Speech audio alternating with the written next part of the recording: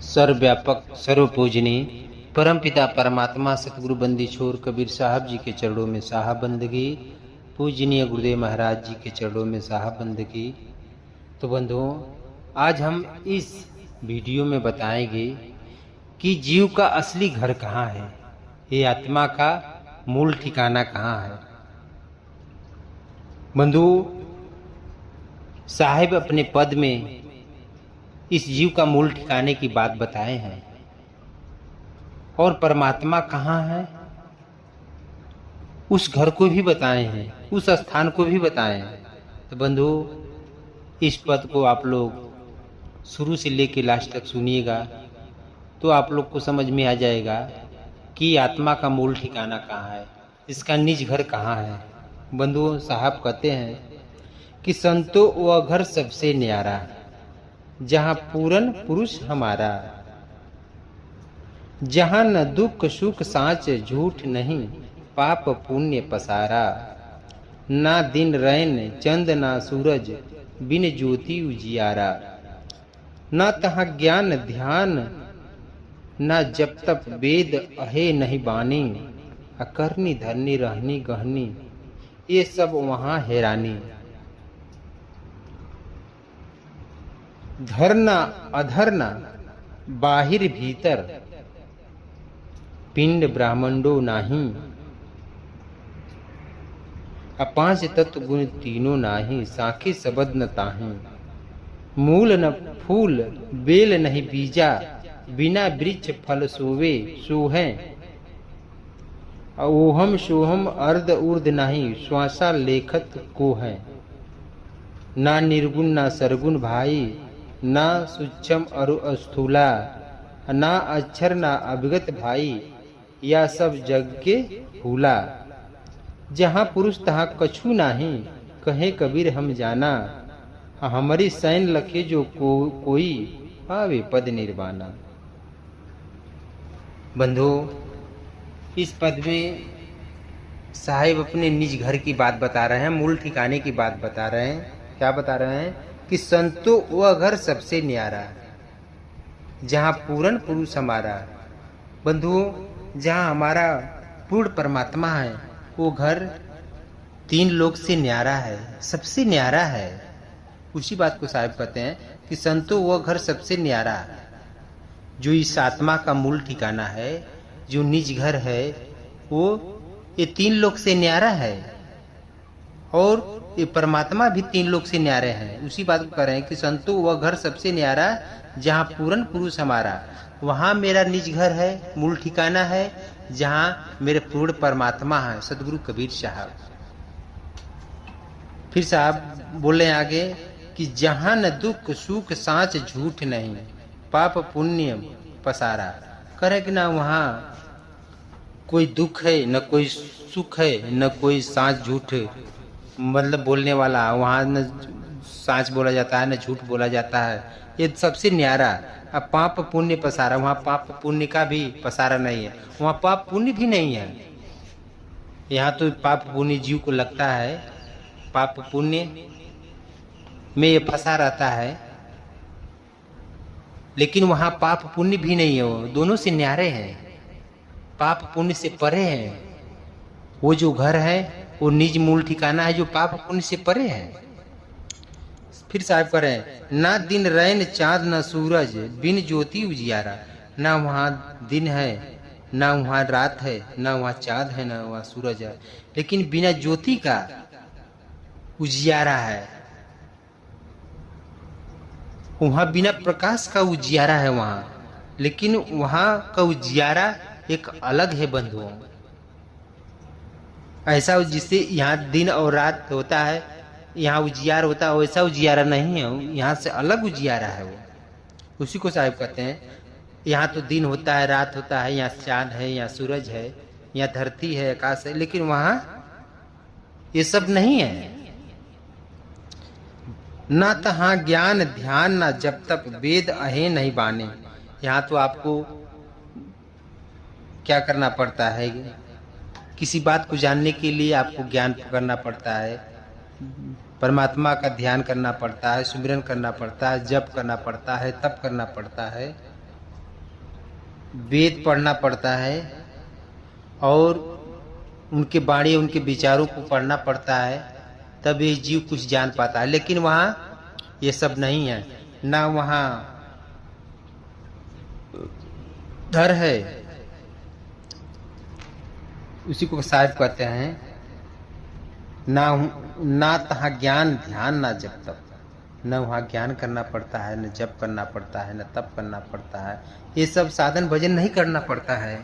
वहाँ आत्मा ज्ञानमय रहती है बंधुओं, वहाँ शब्द स्वरूपी आत्मा, वहाँ 5 तत्व 3 गुण पकड़ कर नहीं रहती, इसलिए वहाँ ज्ञानमय रहती है। वहाँ आत्मा आत्म स्वरूप में रहती है, इसलिए वहाँ शब्द स्वरूप में है, एक दूसरे की मन की बात जान जाती है, इसलिए इस चीज़ की जरूरत नहीं पड़ती है।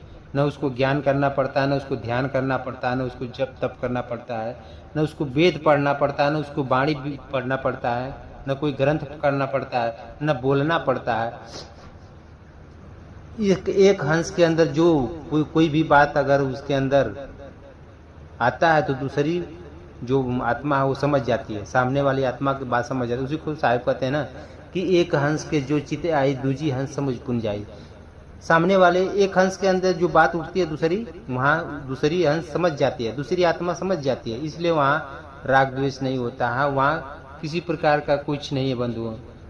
फिर साहिब कहते हैं करनी धरनी रहनी गहनी ये सब वहाँ है रानी, वहाँ करनी धरनी रहनी गहनी ये सब वहाँ समाप्त हो जाता है, वहाँ नहीं रहता है। यहाँ 3 लोक में ना हमको कुछ भी करनी और धरनी रहनी गहनी में रहना पड़ता है, नियम आचार विचार में रहना पड़ता है बंधुओं, लेकिन ये सब वहाँ नहीं है, ये सब तो वहाँ समाप्त हो जाता है।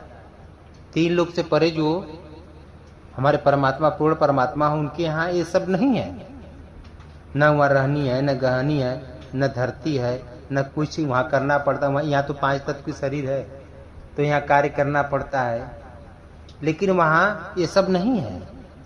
फिर साहिब कह रहे हैं कि धर न अधर न बाहिर भीतर पिंड ब्राह्मणो नाही करें, जिसे यहाँ धर है मतलब धड़ मतलब शरीर है, आधर मतलब शरीर से बाहर। अब फिर कह रहे हैं कि न धर न अधर न बाहिर भीतर, न वहाँ आत्मा धर में है, न अधर में है, न बाहर है, न भीतर है, न पिंड ब्रह्मांडो नहीं, वहाँ पिंड भी नहीं है, मतलब पिंड माने शरीर भी नहीं है 5 तत्व की। और यहाँ जो ब्रह्मांड देख रहे हैं ये ब्रह्मांड भी नहीं है, ये सबसे परे है। जहाँ हमारे पूर्ण पुरुष परमात्मा है वहाँ ये सब वहाँ नहीं है। उसी को कह रहे हैं कि धर नहीं अधर नहीं बाहर भीतर पिंड ब्रह्मांडो नहीं, वह न धड़ भी नहीं है और अधर भी नहीं है। धड़ माने ये शरीर होता है बंधु, अधर माने शरीर से बाहर, बिना शरीर का, बिना आधार का, और बाहर भीतर नहीं है। और यहाँ पिंड माने यहाँ शरीर है। अब ब्रह्मांड देख ही रहे हैं, पिंड ब्रह्मांड यहाँ तो है, लेकिन वहाँ पिंड ब्रह्मांड भी नहीं है। इससे न्यारा उद्देश्य हमारा है जहाँ पूर्ण पुरुष परमात्मा है, ये आत्मा का जो मूल ठिकाना है वो निज घर है, ये सबसे न्यारे हैं, 3 लोक से न्यारे हैं। फिर साहब आगे कर रहे हैं 5 तत्व गुण तीनों नाही साखी शब्द नहीं ताही। साहब कह रहे हैं कि यहाँ 5 तत्व की शरीर पकड़ के आत्मा रहती है, 5 तत्व 3 गुण में रहती है, लेकिन वहाँ 5 तत्व 3 गुण नहीं है, साखी शब्द न बानी। यहाँ तो हमें साखी शब्द परमात्मा को अगर जानना पड़ता है, चाहे किसी की बात को जानना पड़ता है, तो उसके विचार को, उसके वाणी को पढ़ना पड़ता है, उसे कहना पड़ता है। साखी शब्द न बनाता है, वहाँ तो साखी शब्द भी नहीं है, वहाँ न गुरु है न चेला है। इसलिए साहब वहाँ साखी और शब्द है, वेद पुराण ग्रंथ को वहाँ पढ़ना नहीं पड़ता, वहाँ आत्मा ज्ञान में रहती है बंधुओं, इसीलिए इस चीज़ की जरूरत नहीं पड़ती है। यहाँ सब वहाँ सब नहीं है, वहाँ सब समाप्त हो जाता है। साखी शब्द वेद पुराण ग्रंथ यहाँ 3 लोक की जरूरत पड़ती, 3 लोक में जरूरत पड़ती है। 5 तत्व 3 गुण की शरीर आत्मा 3 लोक में पकड़ कर रहती है, लेकिन अमर लोक में नहीं रहती है। जो इस आत्मा का असली घर है, निज घर है, जो मूल ठिकाना है, जहाँ हमारे पूर्ण पुरुष परमात्मा है, वहाँ ये सब नहीं है।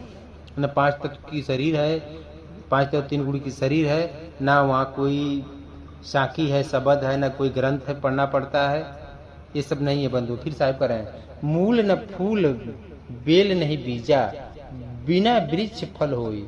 यहाँ तो आपका मूल फूल बेल बीजा मतलब यहाँ वृक्ष है, यहाँ मूल भी है, फूल भी है, यहाँ 3 लोक में, लेकिन वहाँ ये सब नहीं है। बिना वृक्ष फल सोवे, वहाँ बिना वृक्ष का फल है बंधुओं। आप सोचिए, यहाँ तो बिना वृक्ष का फल होता नहीं है। बिना पेड़ का वृक्ष, बिना पेड़ का फल नहीं लगता है। कोई भी आपको फल चाहिए तो उसके लिए वृक्ष पर ही लगता है, लेकिन वहाँ बिना वृक्ष का फल आपको मिलेगा अमरलोक में, जहाँ हमारा पूर्ण पुरुष परमात्मा है, जो आत्मा का मूल ठिकाना है, जो निज घर है, वहाँ बिना वृक्ष का हमको फल मिलता है। ओहम सोहम अर्ध ऊर्ध नहीं, कहने कि यहाँ तो हम ओहम सोहम, हमें जिससे जो हमारे संसार में जिससे सूरत मतलब ऊर्ध्वमुख हो गई है, संसार में परमात्मा को भूल गई है, तो यहाँ हमें ओहम सोहम अर्ध ऊर्ध मतलब फिर ये आत्मा को जो सूरत है उसको ऊर्ध करना पड़ता है। लेकिन वहाँ कुछ नहीं, वहाँ आत्मा ज्ञानमय रहती है।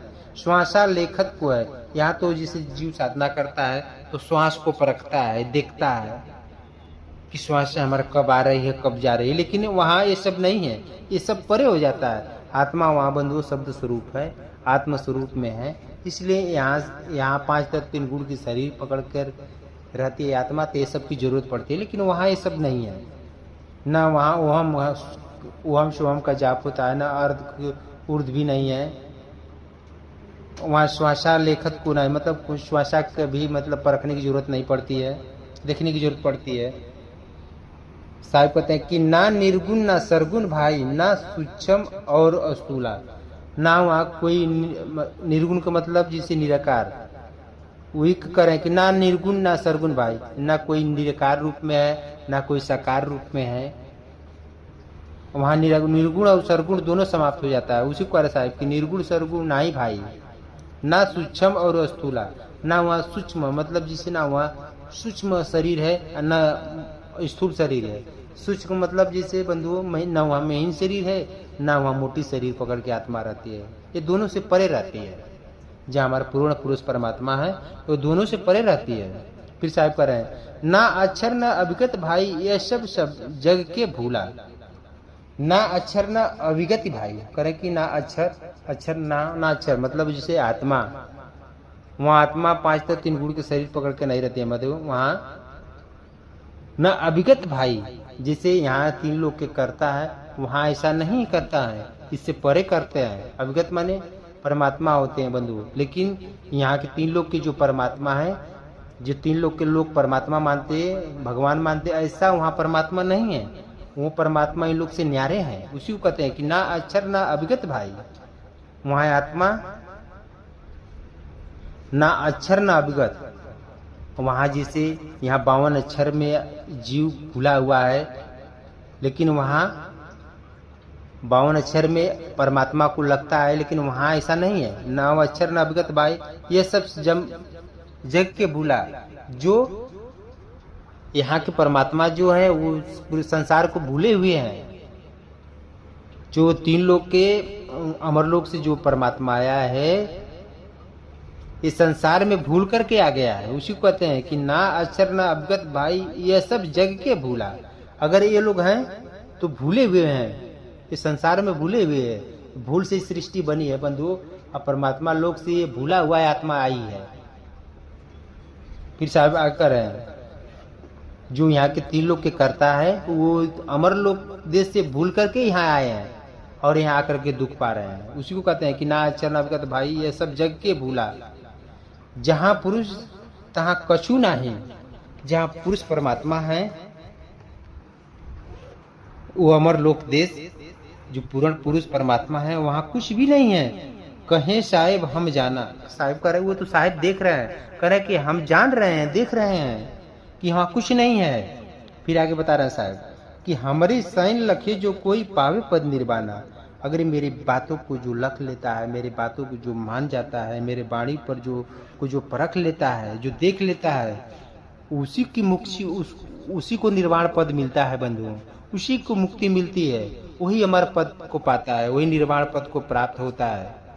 वही उसी को कह साहेब कि हमारी सैन लखे जो कोई पावे पद निर्वाणा। हमारे वाणी हमारे विचार को जो लगता है, जो हमारे वाणी को मानता है, हमारे विचारों में जो चलता है, वही उसी को निर्वाण पद होता है, वही निर्वाण पद पाता है।